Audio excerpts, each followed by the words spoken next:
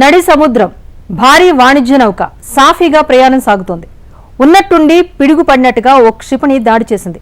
సరిగ్గా నావికులు ఉండే క్రూ క్యాబిన్ పైన దాడి జరిగింది. నౌకలోని సిబ్బంది భయాందోళనకు గురయ్యారు. ఎగసిపడే రాకాశయాలను చూసి భయపడిన నాయకులు బాంబు దాడితో విలవిల్లాడిపోయారు. మెల్లగా నౌక మునిగిపోతూ వస్తోంది. చుట్టూ ఎటు చూసినా నీరే, కాపాడేవారే లేరు. అయినా ఆశ చావక ప్రమాద సంకేతాలను నౌకలోని సిబ్బంది పంపించారు. ఎక్కడి నుంచి వచ్చిందో ఎలా వచ్చిందో తెలియదు, కానీ నిమిషాల వ్యవధిలోనే ఓ యుద్ధ నౌక అటుగా వచ్చింది. అందులోని నేవీ ఫైటర్లు యాక్షన్లోకి దిగారు. తగులబడిపోతున్న నౌకలోకి దూకారు, మంటల్ని అదుపు చేశారు. బాధిత నేవీ సిబ్బందికి వైద్యాన్ని అందించారు. దేవుళ్లా వచ్చి ఆదుకున్నారు అంటూ దాడికి గురైన నేవీ సిబ్బంది ఆరాధనాపూర్వకంగా అభినందనలు తెలిపారు. ఇదొక్కటే కాదు, ఇటీవల ఇలాంటి డేరింగ్ ఆపరేషన్లను నేవీ సిబ్బంది భారీగా చేపడుతున్నారు. ఇంతకు ఆ నేవీ ఎవరిది? సముద్రంలో హీరోగా చలామణి అవుతున్నది ఎవరు? What the story. సముద్రంలో దాడి జరిగితే కాపాడేది ఎవరు? రెడ్ సీలో హూతీల దాడుల్ని యుఎస్ అడ్డుకుంటోందా? రెస్క్యూ ఆపరేషన్లతో భారత్ కు ప్రయోజనం ఏమిటి? ఎర్ర సముద్రంలో పరిస్థితులు మరింత అధ్వానంగా మారుతున్నాయి. వాణిజ్య నౌకలపై దాడులను యెమెన్కి చెందిన హూతీలు ఆపడం లేదు. తాజాగా మరోసారి హూతీలు నౌకపై దాడులకు తెగబడ్డారు. అయితే హిందూ మహాసముద్రం, ఎర్ర సముద్రం, అరేబియా సముద్రాల్లో దాడులకు గురైన ప్రతి నౌకను ఓ దేశం కాపాడుతోంది. ప్రమాదంలో ఉన్నామన్న సమాచారం అందుకుంటే క్షణాల్లో ఆ దేశ నేవీ వాలిపోతోంది.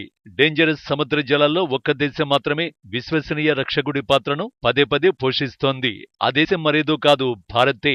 తాజాగా ఎర్ర సముద్రంలో ఓ నౌకపై హూతీ ఉగ్రవాదులు క్షిపణులతో దాడి చేశారు. భారత నౌకాదళం సాహసోపేతమైన ఆపరేషన్ నిర్వహించింది. ట్రూ కాన్ఫిడెంట్ అనే ఓడ ఒకటి లైబీరియాకు చెందిన ఓ సంస్థది. ట్రూ కాన్ఫిడెంట్ నౌకను గ్రీస్ నిర్వహిస్తోంది. జనవరి 3 నుంచి సముద్రంలో పనిచేస్తోంది. ఈ షిప్ కు బార్బడోస్ జెండా ఉంది. మార్చి 6న ట్రూ కాన్ఫిడెన్స్ నౌక యెమెన్లోని ఏడెన్ నౌకాశ్రయానికి 93 కిలోమీటర్ల దూరానికి చేరింది. నిజానికి ఈ నౌక చైనా నుంచి సౌదీ అరేబియాలోని జెడ్డా పోర్టుకు ఉక్కును తరలిస్తోంది. ట్రూ కాన్ఫిడెన్స్ నౌకపై యెమెన్ ఉగ్రవాదులు భీకర దాడులకు దిగారు. ఓడ బ్రిడ్జి చినాగో తీవ్రంగా దెబ్బతిన్నది. దాడి జరిగిన సమయంలో ట్రూ కాన్ఫిడెన్స్ నౌకలో 20 మంది సిబ్బంది ఉన్నారు. వారిలో 15 మంది ఫిలిపినో నావికులు, 4 వియత్నామీస్, 1 భారతీయుడు ఉన్నారు. ఓడలో 3 సాయుధ గార్డుల్లో 2 శ్రీలంకకు చెందినవారు, 1 నేపాల్ గార్డు ఉన్నారు. అయితే హూతీలు దాడి చేయడంతో సిబ్బందిలో ఫిలిప్పీన్స్ కు చెందిన 2 మరణించారు. భీకర దాడి జరగడంతో సిబ్బంది నౌక నుంచి SOS ను పంపించారు. అయితే ట్రూ కాన్ఫిడెన్స్ నౌక నుంచి ప్రమాద సంకేతాలను భారత నేవీ అందుకుంది. సంఘటనా స్థలానికి ఇండియన్ నేవీకి చెందిన INS కోల్కతా చేరుకుంది. ట్రూ కాన్ఫిడెంట్ నౌక సిబ్బందిని రక్షించింది. అందుకోసం భారత నౌకాదళం హెలికాప్టర్లను, పడవలను మోహరించింది. వారికి అవసరమైన అత్యవసర వైద్య సహాయాన్ని కూడా అందించింది. ఆ తర్వాత నౌకలోని బాధితులనంతా జిబూటికి తరలించింది. భారత నౌకాదళం చేపట్టిన మరో సాహసోపేతమైన ఆపరేషన్ ఇది. నిజానికి యుఎస్ సెంట్రల్ కమాండ్ X లో నౌకలను కాపాడుతామంటూ పోస్ట్ చేసింది. సంకీర్ణ యుద్ధ నౌకలు సంక్షోభాలకు ప్రతిస్పందిస్తున్నట్టు వెల్లడించింది. కానీ ఎర్ర సముద్రంలో ఎన్ని దాడులు జరుగుతున్నా అస్సలు కనిపించడం లేదు. కానీ భారతీయ నావికాదళం మాత్రం మహాసముద్రాల్లో సత్తా చాటుతోంది. కష్టాల్లో ఉన్న సిబ్బందిని రక్షిస్తోంది. నిజానికి ట్రూ కాన్ఫిడెన్స్ నౌక ప్రమాదానికి గురైనప్పుడు స్థానికంగా అమెరికా నౌక ఉన్నట్టు సమాచారం ఉంది. కానీ నౌకను రక్షించడానికి ముందుకు రాలేదు. దీంతో ఆపరేషన్ ప్రాస్పరిటీ గార్డియన్ సభ్య దేశాల దళాలు ఎర్ర సముద్రంలో ఏం చేస్తున్నాయి? ఎందుకు హూతీల కాల్పుల నుంచి నౌకలను కాపాడటం లేదు అన్న ప్రశ్నలు అందరిలోనూ తలెత్తుతున్నాయి. నిజానికి యెమెన్కి చెందిన తిరుగుబాటు దళాలకు ఇరాన్ మద్దతిస్తోంది. గాజాలో ఇజ్రాయిల్ యుద్ధాన్ని ఆపే వరకు సముద్రంలో నౌకలను తిరగనిచ్చేది లేదని హూతీలు హెచ్చరించారు. గత కొన్ని నెలలుగా హూతీలు ఎర్ర సముద్ర మార్గంలో వెళ్లే ప్రతి నౌకపై దాడులకు దిగుతున్నారు. హూతీల దాడుల్ని అడ్డుకునేందుకు అమెరికా ఆధ్వర్యంలో ప్రాస్పరిటీ గార్డియన్ పేరిట 11 దేశాలు కూటమిగా ఏర్పడ్డాయి. యెమెన్లోని హూతీల స్థావరాలపై అమెరికన్ మిత్ర దేశాల నేవీలు మిసైళ్ల వర్షం కురిపించే హూతీల ఆయుధాలు, క్షిపణుల్ని ధ్వంసం చేశారు. వారి రేడార్లు, హెలికాప్టర్లు, రక్షణ వ్యవస్థల్ని బుగ్గిపాలు చేశారు. కానీ హూతీలు మాత్రం వెనక్కి తగ్గలేదు. ప్రతీకారంగా మరిన్ని నౌకలపై దాడులకు దిగారు. అటు అమెరికా మిత్రపక్షాలు, హూతీలు పరస్పరం దాడులు చేసుకోవడం కొంతకాలంగా జరుగుతోంది. ఇటీవల హూతీలు వాణిజ్యం నౌకాదళానికి చెందిన ఓడలపై క్షిపణుల వర్షం కురిపించారు. డ్రోన్లతో దాడులకు దిగుతున్నారు. ఈ వారం ప్రారంభంలోనూ అమెరికాకు చెందిన విధ్వంస నౌక USS కార్నీని హూతీలు లక్ష్యంగా చేసుకున్నారు. ఇది అమెరికాకు చెందిన ఆర్లీ బర్క్ తరగతికి చెందిన విధ్వంస నౌక. తాజాగా ట్రూ కాన్ఫిడెంట్ ఓడ యజమానికి, ఆపరేటర్లతో తమకు ఎలాంటి సంబంధం లేదని అమెరికా ప్రకటించింది. అయినా ఎందుకు దాడి జరిగింది? నిజానికి ట్రూ కాన్ఫిడెన్స్ నౌక గతంలో ట్రీ క్యాపిటల్ మేనేజ్మెంట్ అనే సంస్థకు చెందినది. ఇది లాస్ ఏంజల్స్ ఆధారిత సంస్థ. అందుకే దాడి చేసినట్టు హూతీలు సమర్థించుకునే ప్రయత్నం చేశారు. అయితే తాము ముందే హెచ్చరించామని, అయినా ఓడ సిబ్బంది పట్టించుకోకపోవడంతో దాడులు జరిపినట్టు యెమెన్ నేవీ తెలిపింది. తాజా హూతీల దాడులతో నౌకల సిబ్బంది ప్రాణాలకు ప్రమాదం పొంచి ఉంది.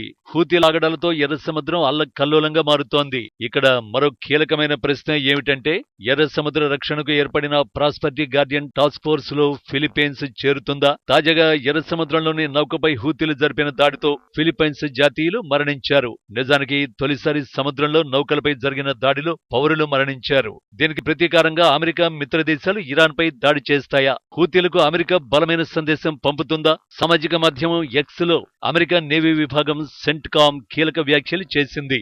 ఎర్ర సముద్రంలోని బాబెల్ మండేబును ఇరాన్ అవుట్ పోస్ట్ గా మార్చుకుంది. ఈ ప్రాంతానికి తరచూ ఇరాన్ నౌక బాషాదు వస్తోంది. ఇదొక గూఢచారి నౌక. 2021 నుంచి సముద్రాల్లో బాషాద్ నౌక తిరుగుతోంది. ఇటీవల బాషాద్ నౌక స్థిరంగానే ఉంది. ఎర్ర సముద్ర మార్గంలో వెళ్లే ప్రతి నౌకను బాషాద్ స్పష్టంగా పరిశీలిస్తోంది. కానీ ఇరాన్ ఓడలో ఏం జరుగుతుందో మాత్రం ఎవరికీ తెలియదు. ఇది హూతీలకు దాడులకు సాయం చేస్తుందా? సముద్ర యుద్ధంలో ఇతర సమాచారాన్ని హూతీలకు ఇరాన్ అందిస్తుందా అన్న సందేహాలు వ్యక్తమవుతున్నాయి. అయితే ఈ విషయంలో ప్రపంచానికి ఎలాంటి సమాచారం లేదు. కేవలం ఇరాన్ వాణిజ్య నౌకలకు రక్షణగా మాత్రమే ఆ దేశ నేవీ బాషాదును మోహరించినట్టు తెలుస్తోంది. జోర్డాన్లోని అమెరికాకు చెందిన టవర్ 22 బేస్ పై డ్రోన్ దాడిలో 3 అమెరికాకు చెందిన సైనికులు మరణించారు. అప్పట్లోనూ బాషాద్పై దాడి చేసి వాషింగ్టన్ ప్రతీకారం తీర్చుకోవచ్చని అందరూ భావించారు. కానీ తమ నౌకను టచ్ చేస్తే పరిణామాలు తీవ్రంగా ఉంటాయని ఇరాన్ హెచ్చరించింది. ఇప్పుడు తాజాగా హూతీలు జరిపిన దాడుల్లో 2 మరణించడంతో ఇరాన్ టార్గెట్ అవుతోంది. యుఎస్ స్టేట్ డిపార్ట్మెంట్ ప్రతినిధి మాథ్యూ మిల్లర్ తాజా దాడులపై స్పందించారు. ఈ దాడులకు హూతీలు మూల్యం చెల్లించుకోవలసి ఉంటుందన్నారు. అయితే ఆ మూల్యం ఎలా అన్నదే ఇప్పుడు చర్చనీయాంశంగా మారింది.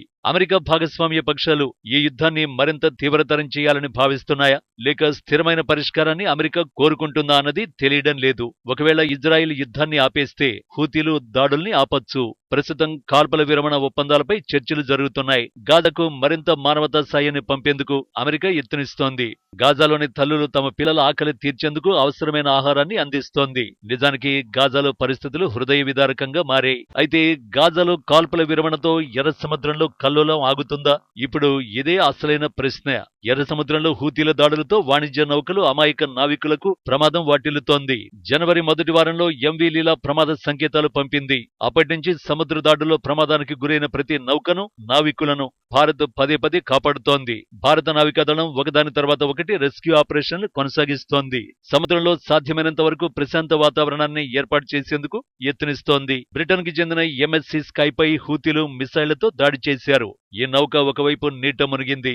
ఈ నౌకలోని సిబ్బందిని కూడా భారత నేవీ రక్షించింది. అందులోని 23 మంది సిబ్బందిని ఐఎన్ఎస్ కోల్కతా రక్షించింది. ఓడలో మంటలను భారత నేవీ సిబ్బంది ఆర్పేశారు. ఆ తర్వాత నౌకను సేఫ్ గా తరలించారు. అంతేకాదు సోమాలి సముద్రపు దొంగల నుంచి కూడా భారత నేవీ నౌకలను కాపాడుతోంది. ఎర్ర సముద్రం యుద్ధంలో అకస్మాత్తుగా సోమాలి సముద్రపు దొంగలు రెచ్చిపోతున్నారు. ఇటీవల శ్రీలంక, ఇరాన్, పాకిస్తాన్ దేశాలకు చెందిన నావికులను సోమాలి సముద్రపు దొంగల నుంచి భారత్ కాపాడింది. భారత నేవీ ఎలాంటి అలసత్వం వహించకుండా సాహసోపేతమైన మిషన్లు నిర్వహిస్తోంది.